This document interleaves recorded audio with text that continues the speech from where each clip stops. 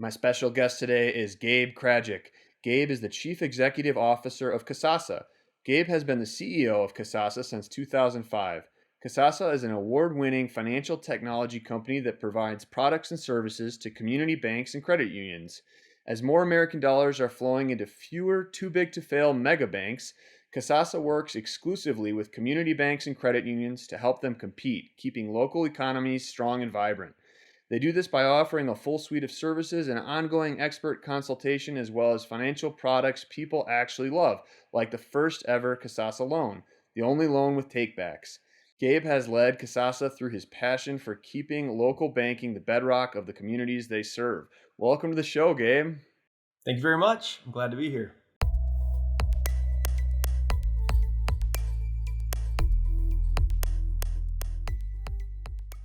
Yeah, we're glad to have you. Can you start off and tell our audience a little bit about your personal background and then give us the details on Kasasa? What does Kasasa do?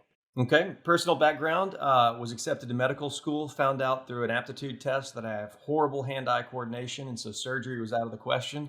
Flipped all my electives to business, eked out a business minor from LSU, and became an entrepreneur. So at 22, I was CEO of a company that built websites for car dealerships. We built that up to about 1,200 car dealerships when kind of content management system was a little bit of a new idea, 2001 to around 2006. Sold that company to Auto Trader, and then those investors invested in what is today called Kasasa. At the time was called Bankview, and I've been there through that whole ride. And so a little bit about Kasasa and what makes it tick. When I started with the company, we had a mission: help community FIs win the war against the mega banks. And kind of what was fueling that was, and this was back in 2006, 7 when I was starting there, looking at the market share data going back at that point not very far. So like we were just going back to the mid 90s. Market share for the community FIs in the mid 90s was an astounding 75%. Like when you think about that, that's massive. Today it's about 20%. So in that, and by the way, in 2006, 7, I can't remember exactly. I want to say it was 35% in that range. So really, it had taken a big hit right there, and it's just continued to dwindle over time.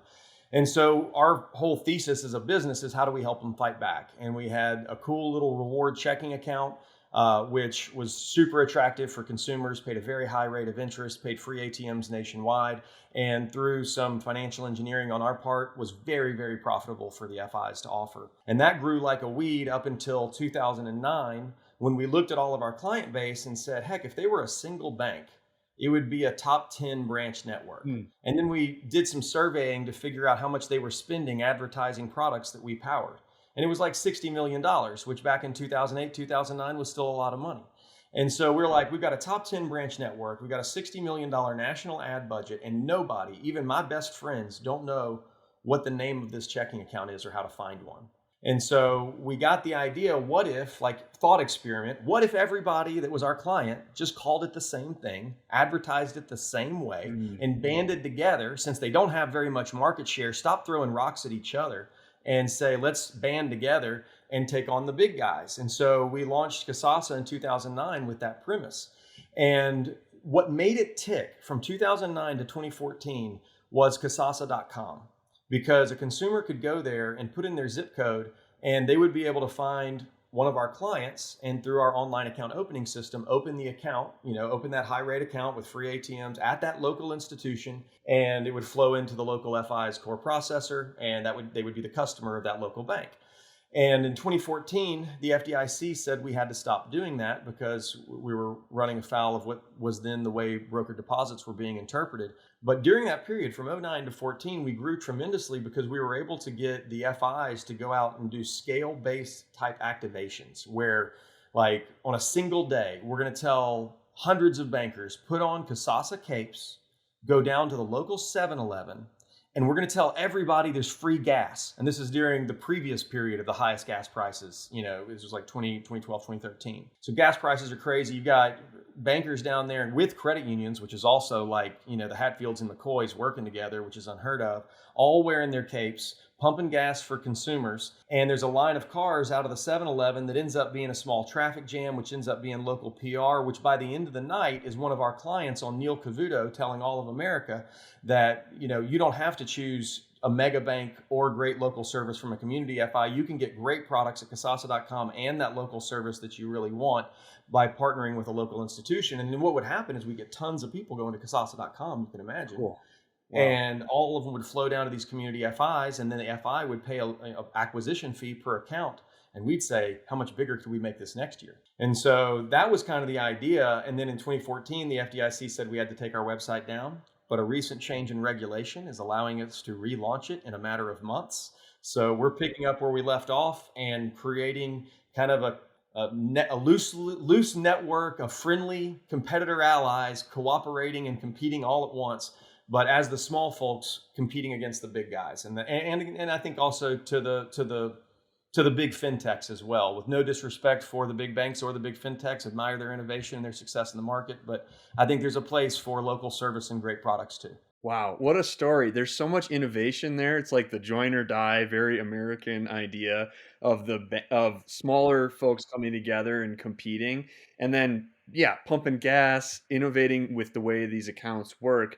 Can you just talk a little bit about the motivation behind targeting community banks? Like there was this huge slide that I didn't know about, away from the smaller community banks, local institutions, to the bigger players that everybody has heard of. Why stop that? Like, what is the benefit of these smaller local institutions to the communities that they serve? When I bring our bankers down, we do a little 2-day marketing event. We're bringing clients in, we bring prospects in, and we do a sales event, essentially is what it is. And at dinner, I give a toast. And the toast has 3 main points in it that I say every time. They're 100% true, and I could give 100 other examples just like this. I fell in love with this industry. I came from the car business. It was, to me, I was going to be in this banking industry because it was like car dealers in my head. There were about the same number of them. They all are a unified vertical. They have very similar technology needs. I knew how to meet the needs of car dealers when I didn't understand that industry. I can learn a new industry, use a SaaS approach, meet the needs. So that's why I got there. I didn't have a mission connection. And one of our first partners is City National Bank in Taylor, Texas. And there was a guy there who ran operations named James Mark. And I was to meet with him, and he was about 30 minutes late for our meeting. And I peeked into his office to see why. And what I saw there was about a 60-year-old-ish African-American lady who did not appear to me to be very affluent. And I saw bills all over his desk. I went and sat back down. 15 minutes later, she leaves. I believe he gave her a hug. She walks out, and I go in, and I'd gotten close enough to James to ask him, like, what was just going on right now?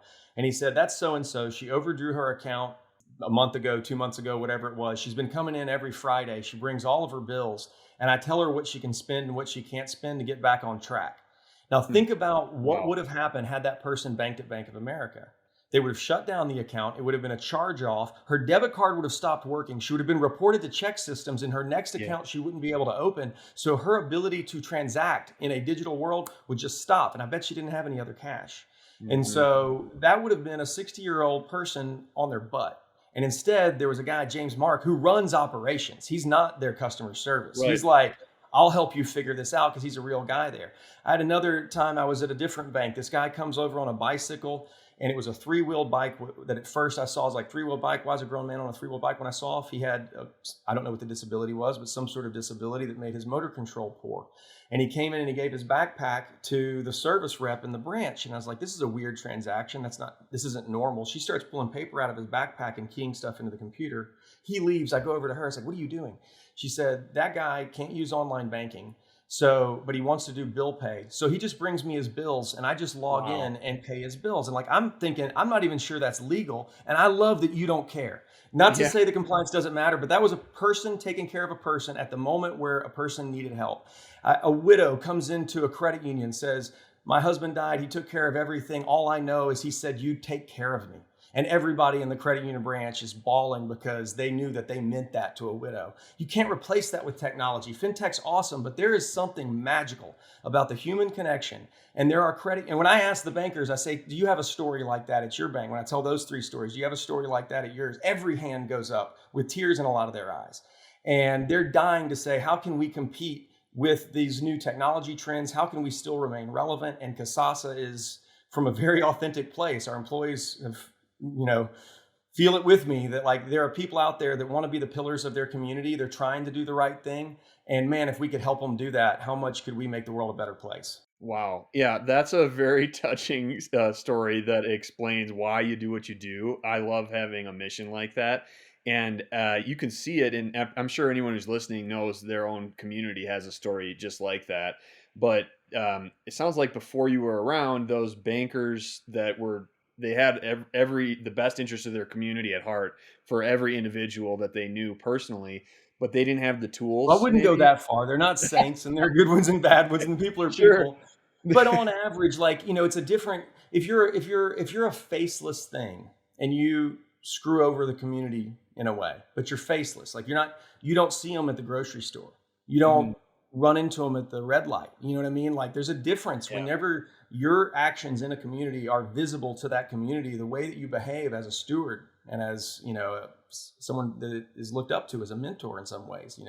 That I think I see that burden on our clients where they care to be seen as someone who cares, as well as showing that they care. So like all of that creates this ecosystem where bad actors get caught. Yeah. There's some accountability when you only have 1 or maybe 3 branches in a local area versus Yeah. 10,000 branches across the world. If one of them gets a bad rep, it's like, well, that's on the community. They can just deal with it. So they do tend to care more on average, it sounds like, but they're also more accountable to the community they serve. But they didn't have the same level of technology. And can you talk a little bit about some of those products that you're giving them access to? Like, they don't have a big tech budget, right? So they're not gonna. Is that part of the challenge they're up Mhm. against? They like the Wells Fargos of the world. They've got a whole department of software developers and experts that are building the next product. But a community bank has got a dozen employees, maybe. And so, Yeah. what are some of the things that you're providing them that is allowing them to compete? Well, it's part. You're right. Part of it is technology, and at the root of everything, there are ones and zeros that matter. But you're right. We do have clients with a dozen employees and some with 30 to 40, but what almost none of them have, they have an IT department and they have access through the bank tech universe. I mean, there is tons of software that they can buy and integrate. Anything under the sun that you can think of that they could want to do to be a fintech, they can do it. It's for sale. You go to the trade show, there's booth after booth of people that would love you to come implement all that stuff at your local community bank, and you could do exactly what the big guys can do. That's not where they fall down. They fall down because of the productization. It's the question, like, remember when Bank of America launched its old product, but keep the change, Hmm. and it allowed you to round up, like, Sure. if you bought something for ended in 40 cents, it would give 60 cents to your savings. Yeah. That product is so simple technology wise, right? Scan the transaction, Yeah. make it an integer, and then give the roundup. Like, so it's a roundup minus that. So it's super easy technology. But what is behind that product? We did a bunch of consumer research when we launched our Kasasa Saver product. And what we found in the consumer research that we were doing, that when people, we actually, in this particular case, we had them doing collage, the way you feel about money. And there were immediately clear segments that popped out. There were people that treated money as a source of security for things like family. That would be their imagery. Their collage of money would be like an Mhm. RV, a family trip, a house, things that felt very grounded in the community. There were people that were blingy.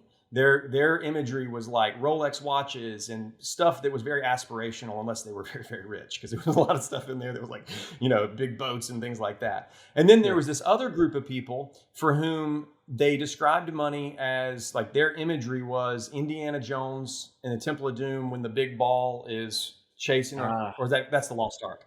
When the big ball Right. was chasing him down the cave, like, that would be an image for how you feel about money, or a noose, or Mm. a ball and chain, something like that. And then when you looked at the essays from those people, they would talk about how they never felt like they could get on top of savings. They knew they should do it, but they felt like they weren't living up to expectations of how they should manage money. It was always this pressure to do the right thing. I guarantee you, whoever did Bank of America's Keep the Change found that segment. And then Mhm. they said, well, how would I communicate to that segment? We're going to help you make easy incremental changes in the right way, and it's not going to feel like a noose around your neck or a ball chasing you down a cave. Well, we could just round up stuff. That was the insight. And so then the technology gets easy. And then it's, well, how do you communicate this? That's a marketing question. Now you're back to focus Mm. groups and market message testing and all the stuff. And then you got to train the frontline staff. right? Mm. And then you've got to have cross-sale materials for all of your existing customers, and on, and you got to do it, and it's compliant, and you got to make sure that after you launch it, it's going to be as profitable as you thought it was, and it was going to drive the consumer behavior that you set out to drive in the first place. So you're going to need some sort of course correction component. And so it's really the productization. It's like when I ask our clients, have you ever had a product flop? And they're like, yes. I say, did it flop because the electrons didn't do what they were supposed to do, or because the people didn't do what they were supposed to do? Oh, it was the people. Like, yeah, that's called product. That's not called debt. Like that's the break point between product and Gotcha. technology. And so we focus on both sides of that. And one of the examples is we identified, like, everybody in tech was trying, everything in loan tech was, how do we get people in debt faster? They wouldn't say that, but that's what it was. Like, how can I approve faster? How can I say yes faster? What's the new data source to get an approval where a no was yesterday? And we said, from the consumer, what do you want with regard to debt? And guess what they said? Guess what no one said? I want to get in debt faster. What did everybody say? I want to get out of debt Out of faster. debt. Yeah. So we built a loan called Kasasa Loans. And the insight was, one of the things we looked at prepayment propensities. And we found that only about 10 to 15% of consumers actually prepay, but there was a huge middle. It was like close to 60% on top of the 10 to 15 that already prepaid, which bumps you up to about 70% of the total population. That middle layer says, I would prepay, I have the liquidity, I want to, but I won't. And do you want to know why they don't prepay their loans? Can you guess, Andrew? It's fear. Fear of the unknown. Like, oh, Yeah. I'm going to do the right thing for my family. I'm going to pay off my car loan early, and then the radiator blows, or my Right. daughter needs braces, or the dog gets sick and we have to do whatever, like, so that fear of liquidity in the future prevents people from taking the righteous action that they feel proud of. And then it puts them in this weird debtor's guilt where they're not doing what they know they should do, but they wish they could. And so when we tested this idea of, what if you could just pay early, and then anything you pay early, you could just take back with no penalties. That way it'd be like, it's kind of like how your best friend would lend you money. Like, obviously, Right. if you owed him $100 and then you paid 50 ahead of schedule, and you said, hey, is it okay if I get that $50 back? And he had the money, which the bank does, he would just give it to you, because, like, you're ahead of schedule already. It was like, you're already doing better than he asked. Sure. So why would you not be allowed to go back to just what you said you would do? That was the agreement, right? So that idea, when we show it to consumers, it's like a light bulb goes off and they're like, why doesn't debt already work this way? And the second thing is, how can I make all my loans work this way? So Yes. now a little community bank who was going to, or a credit union who was going to just refi or make one car loan is refining, the spouse's car loan and the student debt and the credit Wow. card and everything into one big loan where they can pay ahead on all of it and try to pound that debt away, knowing that if they get in over their head and they like tried a little too hard, no one's going to punish them. You can just take that take back. Yeah. So I love this product. I love this idea, and that feeling that I have, this like, oh my gosh, I want all of my loans to work this way, is what Kasasa has, is that special sauce, right? The research, the consumer understanding, to know that your consumers, guys like me, are going to say, yeah, if I could operate my loans that way, I would. And that leads me to put all my loans with this community bank that has this product, because I'm going to love it. I'm going to get this awesome feeling where I can be paying off my interest loans faster, but also being responsible, where if I have an emergency, I can get the money back. I'm doing both things. Yeah. And so is that really kind of like the heart of how you think about your business, is that you figure out what's driving the consumers to build products they love for the community banks that actually care about them back? That's it. Create the win-win-win. Yeah. We need to win. The consumer needs to win. The FI needs to win. So if you can do that all the way down the stream, you've got, it's a cliche, right? Says it, but it's good profits, and you're allowed to keep making good profits, because in a transaction where everybody's happier at the end of it, that's a stable system, and like, that's what we're trying to create. Yeah, you're growing the pie for the bank. You've got a great company, and the consumers are happier. Everybody's winning. Everybody's happy. Do you think that some of that market share is going to swing back to these community institutions because of this increased consumer satisfaction or stickiness, whatever you want to call it? Do you think that is going to change things? Well, absent Kasasa or something like it, I don't think we're so special that someone else couldn't do something like us. And there are a few other, they're much smaller. We've been at it longer, trying to create some kind of these kind of confederacy of FIs that can kind of group together under some brand flag. I think that absent that, then there is going to be a blockbuster moment for community FIs. And they think it too, by the way. I asked Right. them that question. I was like, how many years away, if the Blockbuster moment is defined as like for Blockbuster, like you just don't go rent a movie there anymore. When you need to rent a movie, your thought process is wholly different than go to Blockbuster. Mhm. And so I frame it that way. What point where will the consumer's process for I need to get a checking account just be wholly different in every way from I'm going to go to a local bank or credit union? Like in the thinking, it's just not that anymore. It's going to an app, it's going to some website, it's completely digital. It's telling Alexa, I don't know what it'll be because there's going to be so many ways it could go. But there's some moment where it's just not the bank. And I asked the room of bankers, do you agree? They say yes. And I say, do you think, is it in 10 years? How many people think that's within 10 years? I've done this with polling software where I've got a room full of 30 or 40 FIs and they do the polls. About 90+% say it's within 10 years. About Oh, wow. 50+% say it's within 5 years. About 25% say it's already happening. And so they see an existential threat to their existence. There's already a credit union and a community bank that go out of existence every single business day. So that's the trend line. And if we don't reverse it, then this is just what it'll be. And we'll be left with, 5 or so big mega banks and the fintechs that run on their platforms. Run on their backbones like that. That's the trajectory. So what would be the counterpoint, the kind of counterbalance to that? That's what we're trying to create. And the little mental exercise that I imagine, my perfect advertisement one day. It's a Super Bowl ad. Ideally, SoFi is sponsoring the stadium of the Super Bowl because this would just work so great if it was at SoFi Stadium.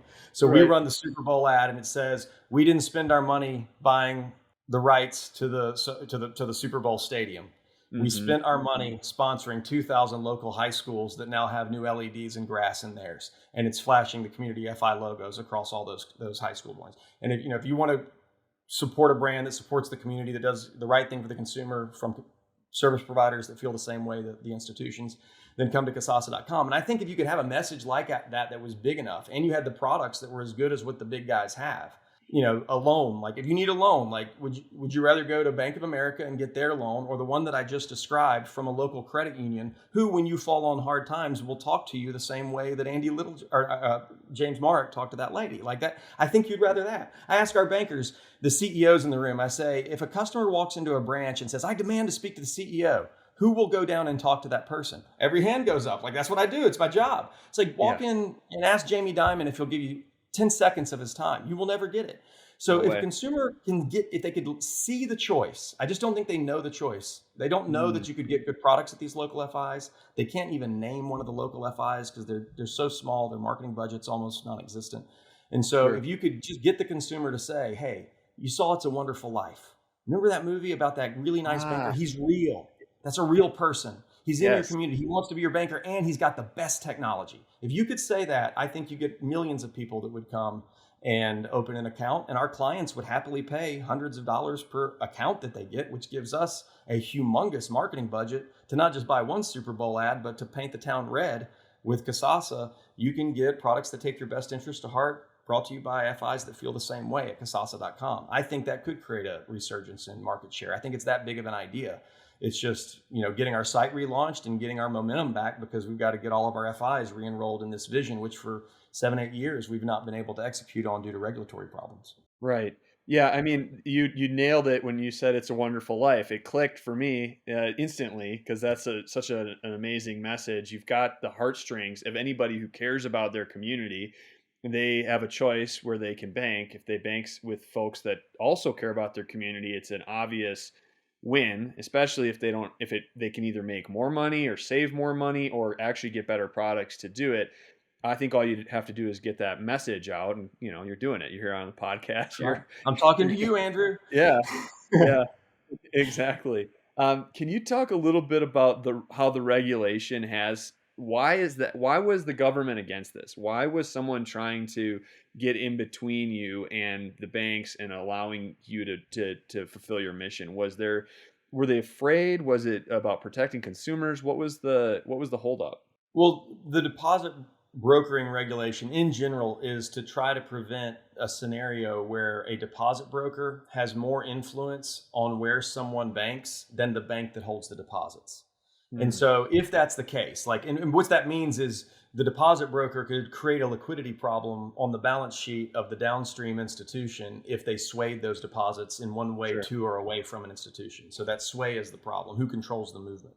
Mm. And I respect it. I mean, I think that's a virtuous rule. Like if you have a centralizing party who can sway deposits across a bunch of FIs, then those deposits don't need to be treated as core as a checking account that's like someone walked into a branch and opened the account in the branch, and that's really where they bank, and it's not from the centralizing party. And so we looked like a centralizing party. With the FDIC, I think just didn't have it visibility to until it took us a long time to help explain it and get it into the reg and get them more comfortable with everything, was that the consumer was never ever banking with Kasasa in any Right. way. We were a search engine. Like you could put in your zip code. We just showed you everyone that was there, and you could open the account. And when you click the button, like all the know your customer check, all the make sure they're not a terrorist check, all that stuff that occurred was being done by an FI employee looking at the information on their end and verifying that account. And then once the account was at that FI, Kasasa, we never had any ability to, but certainly not after it's at the FI. We can't move it. We have no access legally. It's not our account. We can't touch it. It is core to that FI now, and there's no way to get it away.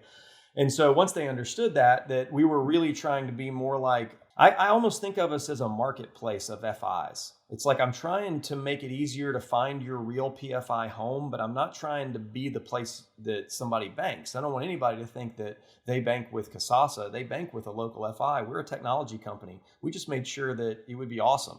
Yeah. That I was on your website this morning. If you're following along at home, kasasa.com, Kasasa. And I got that messaging when I was like, find an institution if you are interested in these products, which I am, because I want to pay my loans back and with comfort, that I can get some of that money back. And it warned me. It said, hey, you're going out to a financial institution that is an independent organization. They're not Yep. run by Kasasa. You can't control them. And that messaging was really clear. It sounds like it's the FDIC, as expected. Maybe government works a little slow, but now they're on board. You feel like you're going to be able to get the message out now Yeah, that they're behind you. we'll be relaunching the Kasasa website in just a few months, and it will go back to right now. It's essentially it's a B2B site. There's a little bit of B2C messaging in there, but it's not a. I don't want to say it's not effective. We suck. It's not our team sucks. It's awesome. It's a great website. Team, if you're listening, you kicked ass. And also not being able to connect it through to like that story where you linked off and it gives you that speed bump that you're leaving our site and you're going to depositaccounts.com, I think is where we send them. Sure. That will be in our site in a short order. It'll go back into a curated experience that we can manage on Kasasa.com while still not facilitating the placement of the deposits, but managing the user experience. So we're not just kicking a user off to some other website that now is disjointed, and we don't have controls of like making sure that the FIs show up in the best possible way and everybody's listed and you can find every one of our clients, not just the ones that deposit accounts found, like that kind of stuff. And then we can advertise, like we can say, come to Kasasa.com. If you're a consumer, Sure. we'll be able to legally again say, come to Kasasa.com to find a local institution. That's the breakthrough change in our messaging. And it's what allows us to go out and support our FIs by being kind of the bright light that's leading the way. Like we're going to go out and buy bigger ads. We're going to go out and lead big grassroots events. We're going to tell you the day that we all go buy gas, and we will have Yes. all the PR teams aligned across the entire country to make a big hoorah out of it so that it drives more volume back to your FI. So we play that kind of program management role. Yeah, and this is what's gonna bring competition back instead of this slow march to a small number of mega banks.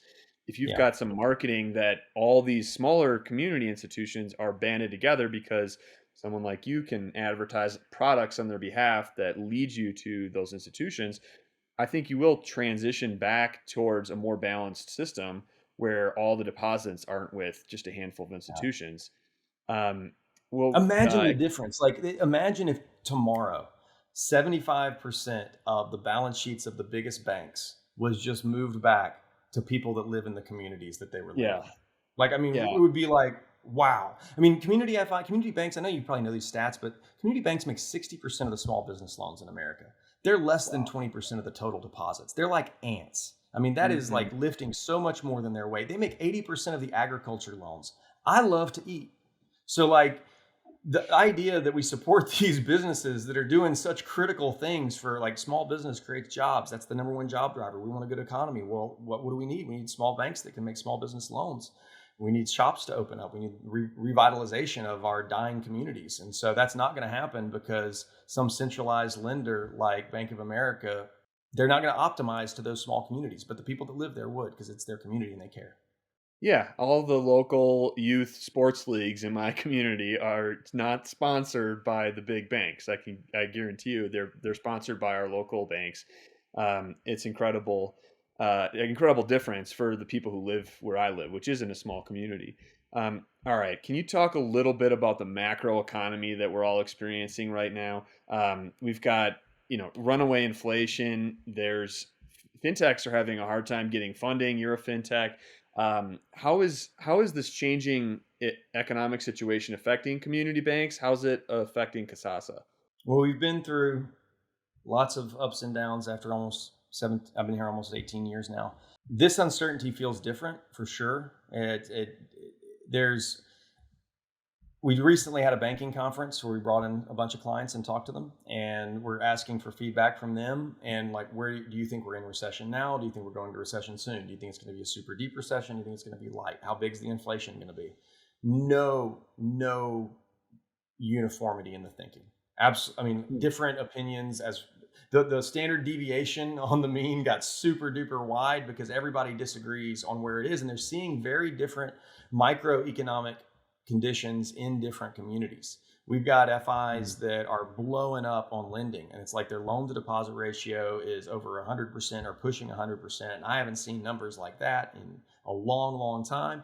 And yet most of our FIs are suffering where they can't make loans. And it's like, well, what little lightning did you catch in that little community that's something so different? But you're seeing more heterogeneity than I've ever seen before. And so when I think about what's coming next, the advice that I would think about, like, as a consumer, and certainly the advice I'm giving myself, is I have no idea what happens next. I think this could be one of the worst recessions that we've ever seen on a global level. It might also, we kick the can for a little bit longer and somehow things work out and we get just enough recession contraction to pinch inflation just enough that somehow we thread the needle. And this time next year, it was kind of like a bad cough, not a really bad situation for the economy. So I just don't know. But I think, like, my advice to everybody that, sometimes I get asked for personal finance advice. I just think reduce expenses as far as you can, lean out as far as you can, get a rainy day fund as far as you can. This is good advice for any time. It's just really, really good advice when you might be facing uncertainty. And, when you hear, people from the Fed saying that one way that they're going to work on contracting inflation is wage contraction.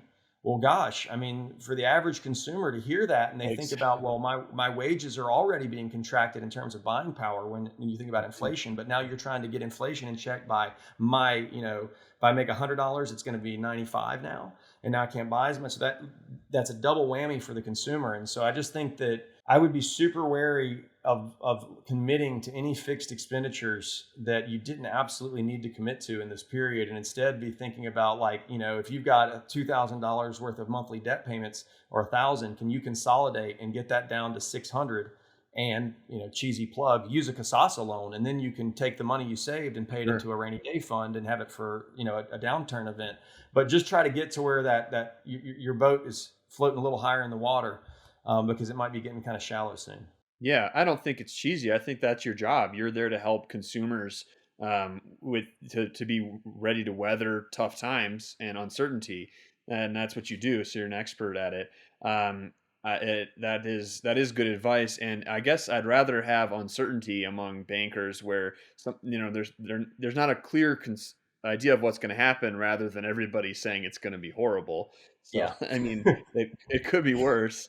It could. So that There's a silver lining somewhere, and there's going to be a ton of opportunity. I mean, what I think is happening, that is, like, is it good or is it bad? I don't know. I don't know exactly, like, how you'd even measure that. It's going to be really good for some people. It's going to be really bad for others. I think there's going to be disruption. I think there's a shift occurring in a lot of areas of the economy, and it's starting to happen kind of materially at once. So I think yeah. that shift is going to create new winners. Yeah, well, the difference between the winners and the losers might be who has cash. They say cash is king, and those with savings can take advantage of opportunities, and that's what you're helping to power. I think that's great advice. I'm going to give you the last word. I would love to know what you tell these bankers that come and they're thinking about using Kasasa, and they're struggling. They're losing deposits. They want to help their communities, but they don't have the right tools. What do you tell them when they come to these events, about how they can benefit from using your products, but also how they can do a better job for their communities. You know how you can't, like, I don't know if you're single or not, but back when I was single, certainly you don't walk into the room and tell all the ladies that you want to be attractive to, hey, look at me, I'm so awesome, I'm so nice, I'm reasonably successful, I'll be a great guy. Like, it helps to have a wingman that would kind of point out these attributes about yourself Sure. to everybody so that you're not Yes. seen as this arrogant person. So I see our FIs in the community doing the good things that I told you about. Like when I ask them, do y'all do that stuff too? And they all go, their hand goes up. And I say, does it make you sad that nobody knows? And Mm. it's just like, you can feel it on them. It's like, God, yeah, I care so much. If there was just a way that we could get the word out. And I ask them, I say, what if, our clients have 50,000 employees, ish. And I said, like, what if, I know this is never going to happen, but magic wand, what if all 50,000 of them believed that we could win, really believed that they were the pillar of the community? And I don't know, just hypothetically would walk out to the park that's closest to their branch, the local park, put on a cape and start talking to actual consumers and saying, hey, we love you. We've been in this community forever. It sounds crazy, but what if y'all all did that on the same Saturday? What if you did it every Saturday for a couple of months? How many months would it take before the national news noticed 50,000 people out there saying, we are the pillars of this community, we love our community, we care, we've been here forever? And how long would it take before market share began to actually shift if we had Kasasa.com to rally it all? And you can see the wheels turn, and they're like, it wouldn't take long at all. And then I say, so what's preventing this from happening? Well, we'd have to get out there with our capes. It's like, yeah, you'd have to believe that you could win. And the reason that you don't want to do that right now is because one person walking around with a cape looks like a fool, but Mm. 50,000 people walking around a cape looks like a movement. And we've got to convince our FIs and roll them in the idea that we collectively, as the pillars of our communities, can stand back up, not be laughed at. Because a lot of people think, like, I've laughed at me in fintech. Why am I supporting the long end of the tail? I should ditch the community FIs and go do this a different way, like everybody else who's made $1 billion. And in my heart, I think, no, there's a big, powerful component of this that can be much bigger than any fintech if the local FIs were really inspired to represent what they want to be to the community and take that bold stand. And when they see that they could do that together, when they see their collective strength, it's like, yeah, that's how we would win. And so the takeaway that I am always trying to inspire them with is our strength is in our numbers. And it just takes our own belief that we can stand up. And as soon as we do, it'll be like, I don't know if you're old enough to remember Voltron, where the 5 lions turn into the defender of the universe. It's like the lions are tough, but Voltron is unstoppable. Yes. Wow. That's great. A great message, and it's a wonderful idea. And I love that you're helping these community institutions to help their communities. So I'm behind you. I want one of these loans. I want a Kasasa loan. I want takebacks. So I was really awesome having you on the show, Gabe. Just thank you for being here, and thanks for supporting all these institutions. My pleasure. Thank you very much for the forum.